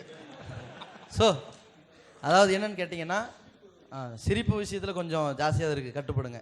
அதே மாதிரி வந்து இந்த டாஸில் யார் வெற்றி பெறுறாங்களோ, அது காலையில் ஏற்கனவே விவாதத்துக்கு சொல்லப்பட்ட ஒப்பந்தம் மாதிரி தான், அவர்கள் யாரை கேள்வி கேட்க முடிவு செய்கிறார்களோ அவங்க கேள்வியை தொடங்கணும். அதே மாதிரி கேள்வி கேட்குற அந்த வரிசையில் மாறி மாறி மாறி சுழற்சி முறையில் கடைசி உங்களுக்கு வரும். சரிதானா? சரி. அதாவது கேள்வி கேட்கக்கூடியவர்கள் இந்த விவாதம் பண்ணாங்கல்ல, தொடங்கி வச்சவங்க யார், முடிச்சு வச்சவங்க எதிர்த்தரப்பினர், இந்த சுழற்சி முறையில்.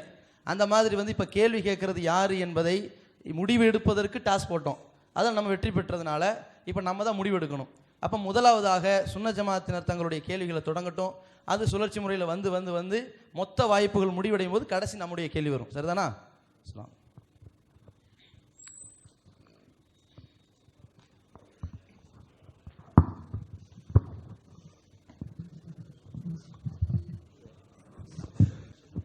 என் பெயர் முகமது அலி, காயல்பட்டினத்தில் வருகிறேன். என் கேள்வி TNTJக்கு. இறைவனிடம் மூசா அலைஹிஸ்ஸலாம் அவர்கள் அவனை பார்க்க வேண்டும் என்று சொன்னபோது அவன் என்னை பார்க்க முடியாது, தூசாமலையை பார்க்கும்படி சொன்னான். இறைவனுக்கு உருவம் இருக்கிறது என்று சொல்பவர்கள் இறைவன் தன் உறுப்பில் எதை வெளிப்படுத்தினான் என்பதை விளக்க வேண்டும். வஸ்ஸலாம். சகோதரர் அவர்கள் மூசா அலைஹிஸ்ஸலாம் அவர்கள்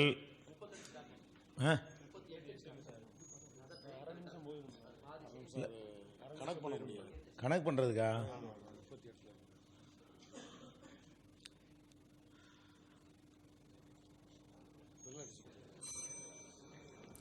மூசா அலைஹிஸ்ஸலாம் அவர்கள் இறைவனிடத்தில் என்ன கேட்டார்கள்னா, ரப்பி அரினி அந்துர் இலைக், இறைவா நான் உன்னையே பார்க்கணும்.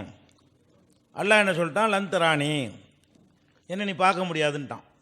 இப்போ மூசா நபி வந்து பார்க்கணும்னு ஆசைப்பட்டது அல்லாஹ்வை கண்ணால் காண்பதற்கு தான் ஆசைப்பட்டாங்க. ஆனால் அல்லாஹ் என்ன பண்ணா, உலாக்கின் உன்னுர் இலல் ஜபல், அந்த மலையை பார், இப்போ இனிஸ்தகர்ற மக்கானஹு ஃபஸௌவ தராணி, அந்த மலை அதே இடத்துல இருக்குமையானால் நீ என்னையே பார்ப்பாய் அப்படிங்கிறான். மூசா அலைஹிஸ்ஸலாம் காட்சியை கொடுக்கவே இல்லை.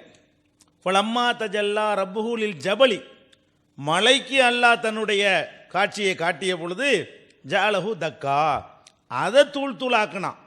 அதை பார்த்துட்டு ஹர்ர மூசா சைகா, மூசா மூர்ச்சித்து விழுந்தார். மூசா நபி அல்லாஹ்வை பார்த்துட்டு மூர்ச்சித்து விழவே இல்லை.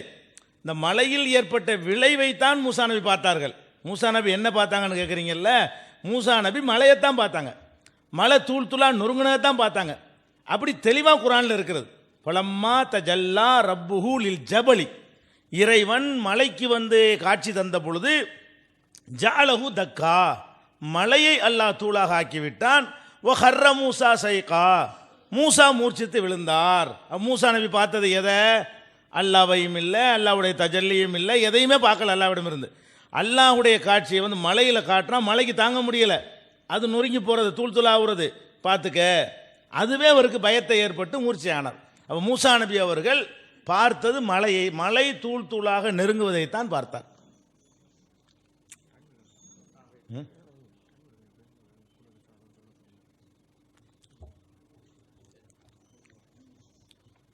அஞ்சு நிமிஷம் காத்திருக்க வேண்டியல என்ன? இல்லை முடிஞ்சால் போயிட்டு இருக்கலாமே சும்மா. மேக்ஸிமம் தானே, ஒரு நிமிஷத்தில் முடிஞ்சால் அடுத்த நிமிஷம் அடுத்தால கொடுத்துடலாமே.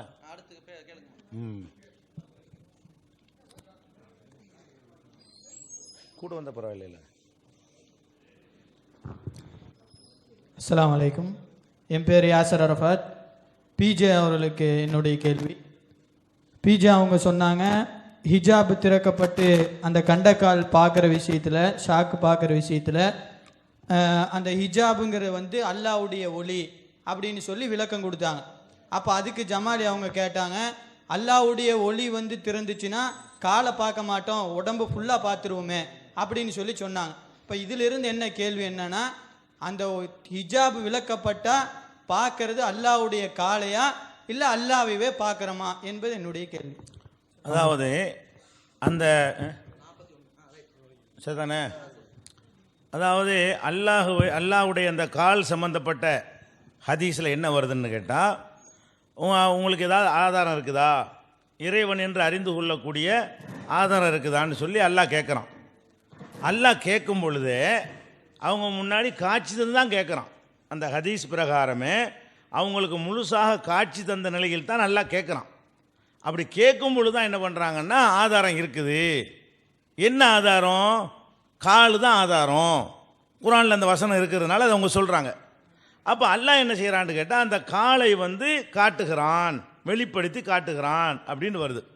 அப்போ அல்லாஹ்வுடைய அந்த ரசூல் என்ன சொன்னார்களோ அதிலிருந்து நம்ம ஒரு செய்தியை புரிந்து கொள்ளணும். அதில் என்ன இருக்குதோ அதிலிருந்து நம்ம புரிந்து கொள்ளணும். நம்மளா சுயமாக ஆராய்ச்சி பண்ணலாம் ஒன்று புரிய முடியாது. அந்த சொல்லில் என்ன இருக்கிறது? இந்த கால் காட்டப்படாமல் இருந்தது. அல்லாஹ்வை பார்த்தாங்க. அல்லாஹ் நினைச்சான்னு சொன்னால் அவன் தன்னில் எதை வேண்டுமானாலும் காட்டுவான், எவ்வளோ வேண்டுமானாலும் காட்டுவான். கையை மட்டும் கூட காட்டி மற்றதை காட்டாமல் கூட இருப்பான்.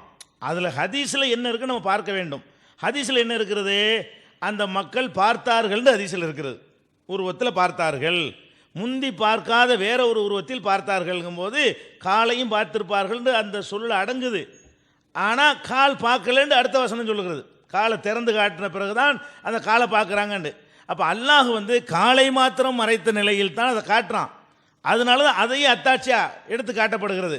அந்த கால் திறந்து காட்டப்பட்ட உடனே அப்போ அல்லாஹ் தான் நம்ம சொன்னபடி குர்ஆனில் உள்ளபடி அல்லாஹ்வுடைய காலை பார்த்துட்டோம், அந்த சான்றை பார்த்து விட்டோம் என்று அவங்க சைதா செஞ்சாங்க. அதுக்கு பொருள்.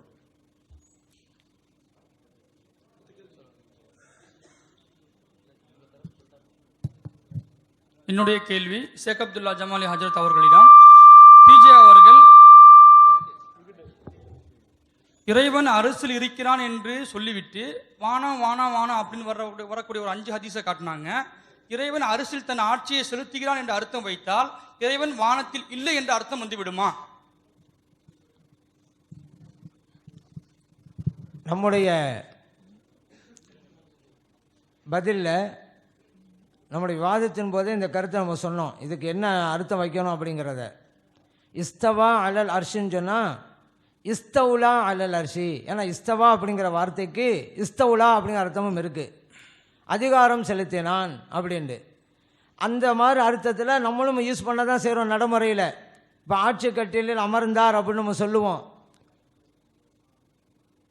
அப்படின்னா அவர் அதிகாரம் செலுத்துகிறார் அப்படிங்கிற அர்த்தத்தில் தானே தவிர கட்டில் போய் உட்கார்ந்தார் அப்படிங்கிறதல்ல. அவர் உட்காரலாமல் இருக்கலாம். ஒரு ஆட்சி அதிகாரத்துக்கு நம்ம சொல்லுவோம், ஆட்சி கட்டிலிருந்து அகற்றியே தீருவோம் அப்படிமோ. அவர் அதிகாரத்தை பிடுங்குவோம்னு தான் அர்த்தமே தவிர சேரில் உட்கார்ந்து இருக்கிற ஆளை போய் பிடிச்சி இழுத்து வருவோம் அப்படின்னு அர்த்தம் அல்ல. அப்போ இந்த அர்த்தம் தான் இங்கே கொடுக்கணும். இது இறைவனுடைய தகுதிக்கு ஏற்றது. ஆட்சி அதிகாரம் செலுத்துகிறான், எந்த வசனங்களுக்கும் முரணில்லாதது. ஏன்னா அல்லாஹு தாலா ஒவ்வொல்லாஹு விஸ்ஸமாவாத்தி ஒஃபில் அர்துங்கிறான், வானம் பூமியில் இருக்கக்கூடிய அல்லாங்கிறான். இப்போ நம்ம அரசில் மட்டும்தான் உட்கார்ந்துட்டு இருக்கான்னு நம்ம சொன்னால் இப்போ இந்த வசனத்தை மறுக்கிற சூழ்நிலை வரும். அதேபடி வஹுவல்லதி பிஸ்ஸமாவாத்தி இலாஹுன் ஒஃபில் அர்து இலாஹுன் அப்படின்னு வருது. அவன் தான் வானத்திலும் இலாகு பூமியிலும் இலாகு அப்படி நம்ம சொல்லும் பொழுது நம்ம அரிசியில் தான் உட்கார்ந்துட்டு இருக்கான்னு சொன்னால் இந்த வசனத்துக்கு முரணாக அமைந்து விடும். நம்ம ஒரு வசனத்துக்கோ ஹதீஸுக்கோ மீனிங் கொடுக்கறதா இருந்தால் அது இன்னொரு வசனத்துக்கு முரண் இல்லாத வகையில் அமையணும். இன்னொரு ஹதீஸுக்கு முரண் இல்லாத வகையிலே இருந்தால் தான் அது சரியாகும். அப்போ அரிசியில் கொண்டு போய் நம்ம உட்கார வச்சுவிட்டா ஒரு உருவத்தை கொடுத்து இந்த வசனங்களுக்கெல்லாம் நாம் சரியான பொருளையும் கொடுக்க முடியாது. அதனால் இறைவன் வானம் பூமியில் இருக்கிறான்ங்கிறத அப்படியே ஏற்றுக்கொள்வோம். அப்படியே ஏற்றுக்கொள்வோங்கிறது இங்கே அப்படியே ஏற்றுக்கொள்வோன்னு தான். அப்போ அப்படி இருந்தும் கூட அந்த அரிசிலே உட்கார்ந்தான்னு சொன்னால் உட்கார்ந்தான்னு அர்த்தம் வைக்க வேணாம். ஏன் அப்படி வைக்க வேணாம்னு சொன்னால் அது இறைவனை அவமரியாதை செய்கிற மாதிரி வரும்.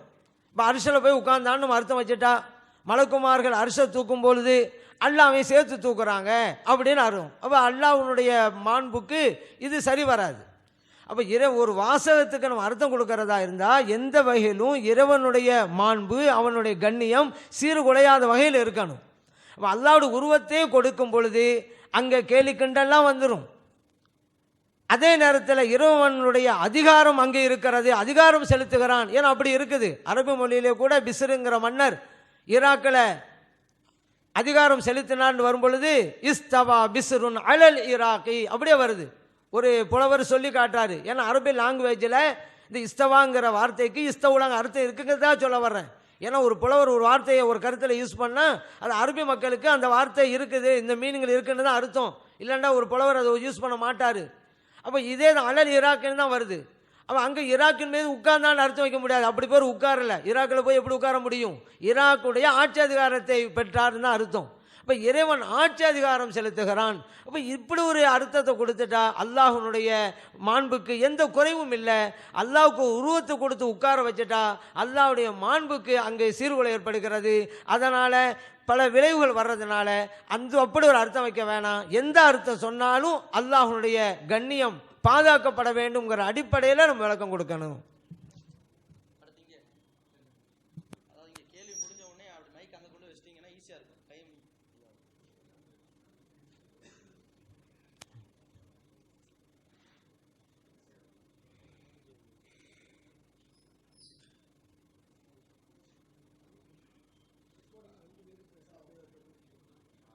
அஸ்ஸலாமு அலைக்கும்.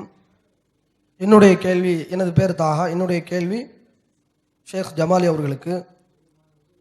அதாவது இந்த விவாதத்தில் வந்து பிஜே அவர்கள் வந்து நீங்கள் 2 அறிவிப்பாளர் தொடரை பற்றி, முகமது இப்னு சவா, சயீத் இப்னு அபி உருவாவை பற்றி அவரை பற்றி போது நீங்கள் அதுக்கு விமர்சனம் செய்யும்போது அவர் புகாரியில் முஸ்லீமில் சில ஹதீஸை காட்டினார். கிட்டத்தட்ட 58 60 61 ஹதீஸுக்கு மேலே வருது அவர் சொல்கிற ஹதீஸ். நீங்கள் வந்து ஆய்வு பண்ணிவிட்டு அறிவிப்பாளர் விமர்சனங்களை எல்லாம் அலசி பார்த்துட்டு தான் வந்திருக்கிறீங்க. அப்படிங்கும்போது புகாரியில் இருக்கக்கூட அறிவிப்பாளர் அவருடைய செய்தி 60க்கு மேற்பட்ட செய்திகள் புகாரி முஸ்லிமில் இருக்கும்போது அந்த அறிவிப்பாளரை பற்றி நீங்கள் எப்படி வந்து லைஃப் இண்டீங்க? இன்னும் சொல்ல போனால் புகாரியுடைய கிதாபை பற்றி இந்த உம்மத்தில் குர்ஆனுக்கு அப்புறம் அதைத்தான் முதல்ல வைக்கிறாங்க. குர்ஆனுக்கு அப்புறம் அசவுல் அசானிதி, குர்ஆன் ஹதீஸினுடைய ரூட்டுகளை ரொம்ப மிகச்சரியான தொகுப்புள்ள நூல்னு சொல்கிறோம். அப்படிங்கும் போது நீங்கள் எங்களுக்கு நம்பிக்கை வர மாட்டேங்குது. நீங்கள் சொல்கிற இதை பார்த்தால் எவ்வளவோ ஆய்வு பண்ணிட்டு வந்து இமாமுங்கிறீங்க. இதை பற்றி புகாரியில் இருக்கக்கூடிய ஹதீஸ்களை கூட நீங்கள் பார்க்கவில்லைங்கும் போது நீங்கள் சொல்லுகிற செய்தியில் நாங்கள் நம்ப வேண்டுமா வேண்டாம்ங்கிறது ஒரு கேள்விக்குறி வருது நம்பிக்கைக்கு. இதை எப்படி நாங்கள் எடுத்துக்கிறது? அந்த ஹதீஸுடைய நிலை என்ன? 58 ஹதீஸ் அப்போ மறுத்துருவீங்களா? அதை வந்து டிக்ளேர் பண்ண முடியுமா என்பது என்னுடைய கேள்வி. நம்முடைய கருத்தை முழுமையாக கவனிச்சிருந்தால் இந்த கேள்வியே வந்திருக்காதுங்க. ஏன்னா தபுரானியில் வந்த ஹதீஸு ஆதாரமற்றதுங்கிறதுக்கு இவங்க சொன்ன நபரைத்தான் நம்ம காரணம் காட்டணும், அவரை மட்டும்தான் காரணம் காட்டணும்னு சொன்னால் இவங்க கேட்ட கேள்வியில் அர்த்தம் இருக்குது. அவரை மட்டுமா சொன்னோம்? அவர் 2வதாவது நம்ம சொன்னோம். ஃபஸ்ட்டு நம்ம முகமது இப்னு சவாவை சொல்கிறோம். அவரை பற்றி அபு ஹாத்திம் அவங்க சொல்கிறாங்க வலம் மக்தூப அனுகுங்கிறாங்க. இந்த முகமது சவா மட்டும் நம்ம சொல்ல கிடையாதுங்க. இன்னொரு நபரையும் சொன்னோம், அபு ஹாத்திம் இவரை பற்றி நான் வேறு ஹதீஸே எழுத மாட்டேன் அப்படிங்கிறாங்க. இவரும் வந்து அந்த கதிரியாவுடைய கொள்கையில் ரொம்ப தீவிரமாக இருப்பார் அப்படிங்கிற கருத்து வருது. யார்? முகமது சவா. அறிவிப்பாளரில் ஒரு ஆளை மட்டும் நம்ம சொல்லலைங்க, 2 பேர் நம்ம சொன்னோம். முகமது இப்னு சவாவையும் சொன்னோம், அதே போல் சயீத் இப்னு அபி அரூபாவையும் நம்ம சொல்லி காட்டணும். அப்படிங்கும் பொழுது 2க்கும் காரணம் காட்டணும். ஒரு நபரை சொன்னால் தான் புகாரில் வருதாரே. அப்போ புகாரில் இருக்கவங்களெல்லாம் பலவீனங்கிறீங்களா? நானே திருப்பி கேட்குறேன். அப்போ புகாரில் இருக்கக்கூடியது எல்லாமே சஹீஹ் தான், பலவீனமே இல்லை அப்படிங்கிற முடிவில் தான் நீங்கள் இருக்கிறீங்களா? குர்ஆனுக்கு அடுத்த கட்டத்தில் இருக்குது. புகாரில் வந்துட்டா அது ஆய்வே பண்ண தேவையில்லை, எல்லாம் சஹீஹ் தான் அப்படிங்கிற கருத்தில் நீங்கள் இருந்தால் இந்த கேள்வி கேட்குறதுல அர்த்தம் இருக்குது. நீங்களே அந்த கருத்தில் இல்லைண்டா இந்த கேள்வி கேட்குற அர்த்தம் இல்லையே. அல்ல நீங்கள் சொல்லுங்கள், புகாரில் வந்துட்டா சஹீஹ் தான், ஆய்வு பண்ணவெல்லாம் தேவையில்லை, அதான் எங்கள் நிலைப்பாடு அப்படிங்க சொல்லிவிட்டு எங்கள் கருத்து இதுதான், எங்கள் நிலைப்பாடு இதுதான் அப்படின்னு சொல்லிட்டு நீங்கள் இதை கேட்டால் அர்த்தம் இருக்குது. அந்த நிலைப்பாடு உங்கள்கிட்ட இருக்குதா? அப்போ புகாரை எது வந்தாலும் ஒப்புக்கொள்வோம், வேறு கருத்துக்கு இடம் இல்லை, ஏன்னா புகார் இமாம் பதிவு பண்ணிவிட்டார்கள் அப்படிங்கிற கருத்து நீங்கள் இருக்கிறீங்களா? அந்த கருத்தில் இல்லாத நீங்கள் இந்த கருத்தை எப்படி எங்களுக்கு வைக்கிறீங்க? இந்த கேள்வி எப்படி வைக்கிறீங்க? உங்களுடைய கொள்கைக்கு முரணான ஒரு கேள்வியில் எங்கிட்ட வைக்கிறீங்க. நம்ம வந்து குறைபாடு உள்ளவனும் இமாம் சொல்லியிருக்கலாம் சொன்னோம், நாங்கள் சொந்த கருத்தையாக சொன்னோம், அவர் சரியில்லை அப்படின்னு நானா சொன்னேன்? முஹத்திஸீன்களில் உசூல் கலையில் இவரை பற்றி இப்படி எழுதப்பட்டிருக்குங்கிற கருத்தை தானே எடுத்து வச்சேன். அந்த கருத்தை இமாம் புகாரி ஏற்றுக்கொள்ளலாம், ஏற்றுக்கொள்ளாமல் இருக்கலாம், அது அவங்களுடைய விருப்பம். நான் ஹதீஸ் கலையில் இல்லாத கருத்து சொல்லலையில் இவரை பற்றியும் குறைபாடு இருக்கிறது, அவரை பற்றியும் குறைபாடு இருக்குன்னு தான் நான் சொல்லி காட்டியிருக்கிறேன். அந்த குறை இருக்குதா இல்லையா, நான் சொன்ன அந்த இமாம்கள் அது அந்த குறை சொல்லியிருக்காங்களா இல்லையா, அதோட தான் பார்க்கணும். அது மட்டும் இல்லை, நான் ஒரு அறிவிப்பாளர் மட்டும் சொன்னால் தான் உங்கள் கேள்வியும் சரியாகும். நான் 2 அறிவிப்பாளர் சொல்லி ஒவ்வொருவருக்கும் ஒரு பிரச்சனை நான் சொல்லியிருக்கிறேன். ஏன்னா இப்போ சயீத் இப்னு அபி அரூபாவை பற்றி சொல்லும் பொழுது நான் சொன்னேன், வக்கீங்கிறவங்க சொல்கிறாங்க நான் அந்த சயீதுங்கள்கிட்ட போவேன், நல்ல ஹதீஸ் அறிவித்தா மட்டும்தான் எடுப்பேன், சஹீ இல்லாத அறிவிப்பார் தூக்கி எறிஞ்சிட்டு வந்துடுவாங்கிறாங்க. அப்போ அவர் 2 ஹதீஸ் அறிவிக்கிறான்னு வக்கீல் சொல்கிறான்னு தானே சொன்னேன், நானா சொன்னேன். அப்போ ஹதீதுக்கலை வல்லுநர்கள் இவரை பற்றி என்ன கருத்து சொல்லியிருக்காங்கன்னு தான் உங்கள்கிட்ட எடுத்து காமிச்சேனே தவிர என்னுடைய சொந்த கருத்தை சொல்லலை. அப்போ பிரச்சனைக்குரியவராக ஆகிட்டார். ஒரு ஹதீஸு 100 ஹதீஸ் சொன்னால் என்ன சொல்லணும், பிரச்சனையே இல்லைங்க, யாரும் எந்த குறையும் இல்லைங்க, எல்லாம் சரியாக சொல்லியிருக்காங்க அப்படின்னா பிரச்சனை அப்பாற்பட்ட ஆதாரபூர்வங்களாம். பிரச்சனை வந்து போச்சுங்க. சில பேர் நல்லவங்கிறாங்க, சில பேர் பிரச்சனை. இப்போ பிரச்சனை தானே. சரியான ஹதீஸ்ன்னு சொல்லக்கூடியவங்க அவரை பற்றி நல்லவன்னு சொன்னாங்கல்ல, அதை தூக்கிடுவாங்க. அது பலவீனம்னு நான் கருத்து வைக்கும் பொழுது அந்த அறிவிப்பாளர் பற்றி யாரும் கொடு சொல்லியிருக்காங்களோ அந்த கருத்தை நான் வைப்பேன். அப்போ பிரச்சனைக்கு ஒரு மனிதர் ஆயிட்டாரா இல்லையா? அது ஒரு ஆள் மட்டும் இல்லையே, இவரும் இருக்கிறாரு. அதே போல் முகமது இப்னு சவ்வாவும் இருக்கிறாரு. அவர் கதிரியா கொள்கை சார்ந்தவர். அஹ்மது இப்னு ஹம்பல் ரஹ்மத்துல்லாஹி அலைஹி சொல்கிறாங்க, இந்த கதிரியா கொள்கை உள்ளக்கூடியவங்க 2 வகையில் இருக்கிறாங்க. அவங்க கொள்கை இருக்கும், அவங்க ஒன்றும் வேலை உண்டு இருப்பாங்க, தீவிரம் காட்ட மாட்டாங்க. அப்பண்டா நான் அந்த ஹதீஸை எடுப்பேன். யாரா அதில் தீவிரம் காட்டி அதை பிரச்சாரம் பண்ணிக்கிட்டு இருந்தால் அவர் அதை எடுக்க மாட்டேன். அஹ்மது இப்னு ஹம்பல் ரஹ்மத்துல்லாஹி சொல்கிறதானே உங்களுக்கு எடுத்து வச்சேன். அப்போ இந்த 2 பிரச்சனை இருக்குது, ஒரு பிரச்சனை இல்லை. அதனால தான் இது ஆதாரம் மாட்டேன்னு நான் சொன்னேன்.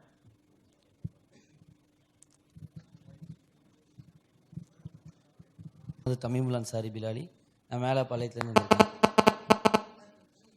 என்னுடைய கேள்வி வந்து யார் செல்ஃபோன் ஆஃப் பண்ணுங்கம்மா, மைக்கிட்ட யாரோ செல்ஃபோன் வச்சுக்கிறியா?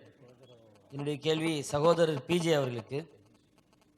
அதாவது உருவம் உண்டு என்று நம்ம சொல்லும் பொழுது உருவமுள்ள எல்லாமே படைப்பினங்கள் தான். அல்லாஹ் அப்போ படைச்சவனா அல்லது படைப்பாளியா? உருவமுள்ள எல்லாத்துக்குமே அழிவு உண்டு, அல்லாவிற்கு அப்போ அழிவு இருக்கா? 2வது ஃபஸ்ட்டு ஒரு கேள்வி கேட்கும்போது ஃபைனிஸ்தகர்ற மகானஹு ஃபஸௌஃப தரானி, அந்த இடம் தரிபட்டா அங்கே ஃபஸௌஃப தரானி, அந்த இடம் தரிபட்டால் பார்க்கலாம், அது தரிபடலை அதனால் பார்க்கல. இப்போ ரசூல்லா மேராஜுக்கு போயிட்டு வரும் பொழுது அதுபோல் ரசூல்லாவுக்கு எந்த ஒரு பாதிப்புமே ஏற்படலை, அல்லாவை பார்த்து வந்தார்கள் நீங்களும் சொல்கிறீங்க. அப்போது அந்த இடம் தடிபட்டுடுச்சு. இப்போ ரசூலுல்லா அல்லான்னு சொல்லலாமா? அப்போ தங்களுடைய கருத்துப்படி ரசூலுல்லாவை அல்லாஹ் சொல்லலாமா? இதுதான் என்னுடைய கேள்வி. அஸ்ஸலாமு அலைக்கும். அதாவது இறைவன் உருவம் உள்ளவன் என்றால் உருவமுள்ள எல்லாமே படைக்கப்பட்டதாக இருக்கிறது. அல்லாஹ் படைக்கப்பட்டவனா அப்படின்னு ஒரு கேள்வி கேட்பேன். நிறைய கேள்வி கேட்டிருக்காரு. அது முதல் பாயிண்ட். உருவம் உள்ளவைகள்லாம் அல்லாஹ் படைக்கப்பட்டது உண்மைதான். உருவம் இல்லாதவைகளும் படைக்கப்பட்டிருக்கிறது. காற்று படைக்கப்பட்டு தானே இருக்குது, எல்லாமே எத்தனை சக்தி எலக்ட்ரானிக் சக்தி எல்லாம் படைக்கப்பட்டு தான் இருக்கிறது. அப்போ உருவம் உள்ளவையும் படைக்கப்பட்டிருக்கிறது, உருவம் இல்லாதவையும் படைக்கப்பட்டிருக்கிறது. நீங்கள் உருவம் இல்லைன்னு சொன்னாலும் அது படைக்கப்பட்ட லிஸ்ட்டில் தான் வரும். உருவம் இல்லாதும் படைக்கப்பட்டது இருக்குல்ல. அல்லாஹ் படைச்சது உருவத்தை மட்டும்தான் படைச்சிருக்கிறானா? உருவமற்ற எத்தனை விஷயங்களை படைத்திருக்கிறான். இதை புரிந்து கொள்கிற விதம் இப்படி கிடையாது. அதாவது அல்லாஹ்வுக்கு உருவம் இருக்குது, அது படைக்கப்பட்ட உருவம் இல்லை, இப்படி தான் புரிஞ்சுக்கிறணும். அல்லாஹ்வுக்கு உருவம் இருக்குன்னு ஆதாரம் இருந்தால் அது படைக்கப்பட்டது இல்லை, அவன் தானே படைக்கக்கூடியவனாக இருக்கிறான், அவனே படைக்கக்கூடியவனாக இருக்கிறாங்க போது இப்படி வைக்கிற முடியாது. அடுத்து என்னன்னு கேட்டால், மூசா நபி அவர்கள் அல்லாஹ் பார்க்க விரும்பினாங்க. அல்லாஹ் என்ன பண்ணால், என்னை பார்க்க முடியாது, இந்த மலைக்கு நான் என்னுடைய காட்சி தர்றேன், அது அதே இடத்துல இருந்தால் என்னை பார்க்கலாம் அப்படின்னு சொல்கிறான். அதுக்கு இருக்க முடியலை. ஆனால் ரசூல் ஸல்லல்லாஹு அலைஹி வஸல்லம் மேராஜில் அல்லாஹ் பார்த்துட்டு அழிஞ்சு போகாமல் இருந்தாங்களே அப்படிங்கிறாங்க. ரசூலுல்லாஹ் மேராஜில் அல்லாஹ் பார்க்கலன்னு தான் நாங்கள் சொல்கிறோம், பேசத்தான் செஞ்சாங்கன்னு தானே சொல்கிறோம். மௌத்தாகிற வரைக்கும் யாரும் பார்க்க முடியாதுன்றாங்க ரசூல் ஸல்லல்லாஹு அலைஹி வஸல்லம். எந்த ஒரு மனிதரும் மரணிப்பதற்கு முன்னாடி அல்லாஹ்வை பார்க்க முடியாது என்று சொன்னதை தஜ்ஜால் சம்பந்தப்பட்ட ஹதீஸை சொல்லும்போது நான் விளக்கியிருக்கிறேன். மௌத்தான பிறகு அல்லாஹ் அதை பார்க்கக்கூடிய சக்தியை திரும்பி எழுப்பும்போது தருகிறான். மௌத்தார வரைக்கும் யாருக்கும் அல்லாஹ்வை பார்க்கக்கூடிய வாய்ப்பை தரலை. அதுவே தான் தஜ்ஜால் இறைவன் இல்லைன்னு மறுக்கிறதுக்கு இன்னொரு ஆதாரமாக ரசூல் ஸல்லல்லாஹு அலைஹி வஸல்லம் வைத்திருக்கிறார்கள். அதனால் ரசூல் ஸல்லல்லாஹு அலைஹி வஸல்லம் மேராஜில் இறைவனை பார்த்தார்கள்னு சிலர் சொல்கிறாங்களே, ஆதாரமற்றது அது. அதன் அடிப்படையில் தான் உங்கள் வாதத்தை நிறுவ முடியுமே தவிர நாங்கள் ரசூல்லா பார்க்கலன்னு சொல்கிறோம். எல்லாமே மறுமை நாளில் தான் பார்ப்போம். இந்த மௌத்தாகிற வரைக்கும், இந்த உலகத்தில் அழிகிற வரைக்கும் யாரும் இறைவனை பார்த்தது இல்லை, பார்க்க முடியாது. மூசா நபி எப்படி பார்க்க முடியவில்லையோ அப்படிதான் எந்த நபியும் பார்த்தது கிடையாது. அதுதான் எங்களுடைய நிலைப்பாடு. அதனால் அந்த வாதம் அடிபட்டு போயிடுது.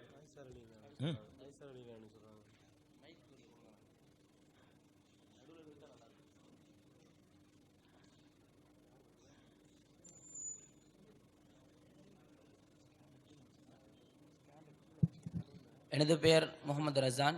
நான் இலங்கையிலிருந்து வந்திருக்கிறேன். என்னுடைய கேள்வி பி ஜெயினுலாப்தீன் அவர்களிடம்.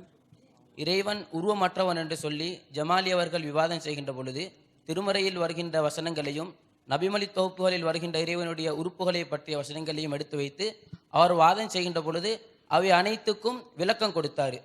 இஸ்பா என்று வருகின்ற பொழுது, சாக் என்று வருகின்ற பொழுது, சித்தத் என்று சொல்லியும் ஆற்றல் என்று சொல்லி விளக்கம் கொடுத்தார். ஆனால் நீங்கள் விவாதம் செய்கின்ற பொழுது இறைவன் சம்பந்தமான அவனுடைய உறுப்புகள் வருகின்ற அந்த வசனங்களுக்கு சிலதுக்கு நீங்கள் அதே உரிய அர்த்தத்தை கொடுத்துவிட்டு மட்டும் சிலதுக்கு நீங்கள் விளக்கம் கொடுத்தீங்க. அது எப்படி நீங்கள் சிலதுக்கு விளக்கம் கொடுத்து விட்டு சிலதுக்கு அந்த அந்த சரியான அர்த்தத்தை நீங்கள் கொடுப்பீங்க? இந்த அதிகாரத்தை உங்களுக்கு யார் கொடுத்தது? இதுதான் என்னுடைய கேள்வி. அன்புள்ள சகோதரர்களே, இது ஒரு நல்ல ஒரு கேள்வி. ஆனால் இந்த கேள்விக்கு நேற்றைய தினம் ஆரம்பத்திலேயே நான் அதுக்கு பதில் சொல்லியிருக்கிறேன். அதை நீங்கள் ரிப்பீட் பண்ணி பார்த்துக்கலாம். இருந்தாலும் கேள்வி கேட்டதுனால அதை விளக்க வேண்டி இருக்கிறது. சொன்ன விளக்கம் தான் இது. எந்த மொழியாக இருந்தாலும், எந்த ஒரு சொல்லாக இருந்தாலும், அது எல்லா இடங்கள்லையும் நேரடி அர்த்தத்தில் வராது. பல இடங்களில் நேரடி அர்த்தம் வரும். சில இடங்களில் இலக்கியமான அர்த்தம். சாதாரண அடிக்கிறதுங்கிற வார்த்தையை கூட எல்லா இடத்துலையும் அடிக்கிறேன்னு சொல்ல மாட்டோம். நல்லா சாப்பாடு கொடுத்தாரான்னு கேட்போம், அடிக்கி போயிட்டு. அது சாப்பாடு கிடையாது. அப்போ சாப்பிட்றது, எந்த ஒரு சொல்லை எடுத்துக்கொண்டாலும் அதனுடைய சரியான எந்த அர்த்தத்துக்கு அந்த சொல் வைக்கப்பட்டதோ அந்த அர்த்தத்திலும் அதிகமாக பயன்படுத்தப்படும். அதுக்கு வேறு அர்த்தமும் சில நேரங்களில் கொடுக்கப்படும். அந்த வேறு அர்த்தம் கொடுப்பதாக இருந்தால் தகுந்த காரணம் இருக்க வேண்டும். உங்களுக்கு பிடிச்ச மாதிரிலாம் கொடுத்துட்டு போயிட முடியாது.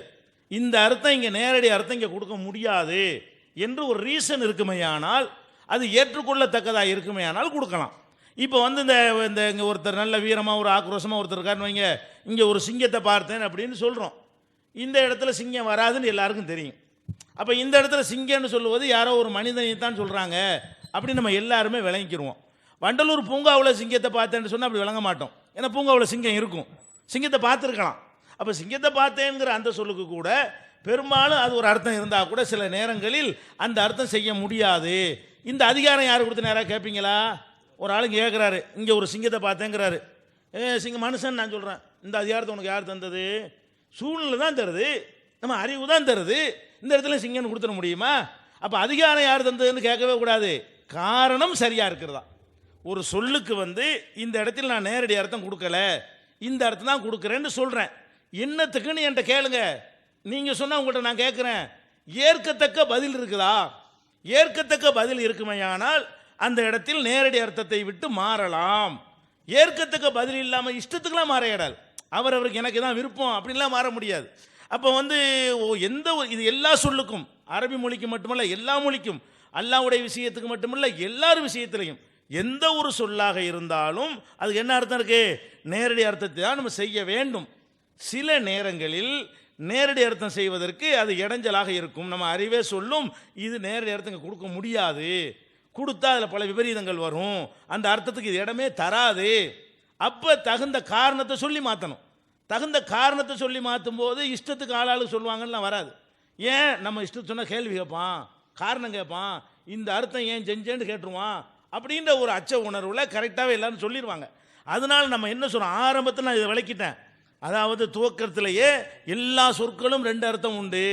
நேரடி அர்த்தம் 95% வரும், நேரடி இல்லாத அர்த்தம் ஒரு 5% இருக்கிறது. அது அதுக்காக வேண்டி இந்த 5% கொடுத்ததுனால 95க்கு போய் மாற்றி விட்டுறக்கூடாது. 95க்கு உள்ள அர்த்தம் 95 கொடுங்க, இந்த 5க்கு உள்ள அர்த்தம் 5 கொடுங்க. இந்த 5ல் செஞ்சீங்கள அதனால் அங்கேயும் செய்யி, இங்கே கண்காணிப்புன்னு சொன்னீங்கள அங்கேயும் கண்காணிப்புன்னு சொல்லு, அப்படி சொல்லக்கூடாது. ஒரு இடத்துல கண்காணிப்புன்னு சொல்லுவோம், ஒரு இடத்துல கண்ணுன்னு சொல்லுவோம். அதுக்கு நீங்கள் என்ன பார்க்கணும், இந்த இடத்துல கண்ணுன்னு இப்போ அர்த்தம் செஞ்சானே இது கரெக்டான ஒரு ரீசன் இருக்குதா, இந்த இடத்துல கண்காணிப்புன்னு அர்த்தம் செஞ்சானே அது கரெக்டான காரணம் இருக்குதா, இந்த காரணம் கரெக்டாக இருக்கான்னு தான் பார்க்கணுமே தவிர யார் அதிகாரம் கொடுத்தது, அதிகாரம் அல்லாஹ் தான் கொடுத்துருக்கான். என்ன இருக்கான், சிந்திங்கள்னு சொல்கிறானா இல்லையா, அதான் அதிகாரம். நமக்கு சிந்திக்க சொல்கிறான்ல, சிந்திச்சு பார்த்தா தெரியுதுல்ல, எல்லாருக்கும் இந்த அதிகாரம் எங்களுக்கு மட்டும் உள்ள உங்களுக்கும் உள்ளது தான். ஆனால் என்னவா இருக்குன்னு, நீங்கள் நேரடி அர்த்தத்தை விட்டு வேறு அர்த்தத்துக்கு போனீர்களே, ஆனால் அதுக்கு காரணத்தை சொல்ல வேண்டும். அந்த காரணம் ஏற்கத்தக்கதாக இருக்க வேண்டும். அந்த காரணத்தில் கேட்கப்படுற கேள்விகளுக்கெல்லாம் உங்கள்கிட்ட பதில் இருக்க வேண்டும். அந்த மாதிரி சொல்லணுங்கிற அடிப்படையில் தான் அல்லாஹ்வுடைய கை, முகம், அது மாதிரி வரக்கூடிய பல வசனங்களில் கை என்று நாங்கள் சொல்லுவோம். பல வசனங்களில் அது வேற ஒரு அர்த்தத்தை நாங்கள் கொடுப்போம். அது ஒன்றும் முரண் கிடையாது. ஆனால் என்ன பார்க்கணும், இந்த இடத்தில் ஏன் மாற்றினீர்கள் நீங்கள் கேள்வி கேட்கலாம். அதுக்கு ரீசன் இருக்கான்னு நீங்கள் பாருங்கள். ஏற்கத்தக்க ரீசனாக அதை ஏற்றுட்டு போங்க. இது அல்லாவுக்கு மட்டும் உள்ளதில்லை, அரபிக்கு மட்டும் உள்ளதில்லை, எல்லாருக்கும் உள்ளது, எல்லா மொழிக்கும் உள்ளது, எல்லா பாஷைக்கும் உள்ளது. இதுதான் இது எல்லா இலக்கியங்களையும் மாசாவில் சொல்லிக் கொடுக்குறாங்களே, அந்த மானி பயான் பதியெல்லாம் படிக்கிறாங்களே, அதுலேயே உள்ள ஒரு விஷயம்தான் இது. இது வந்து அதிகாரம்லாம் தனியாக தர வேண்டியது கிடையாது. இது எல்லாரும் செய்து கொண்டும் இருக்கிறோம். இதுதான் அதுக்கு பதில். கேசட்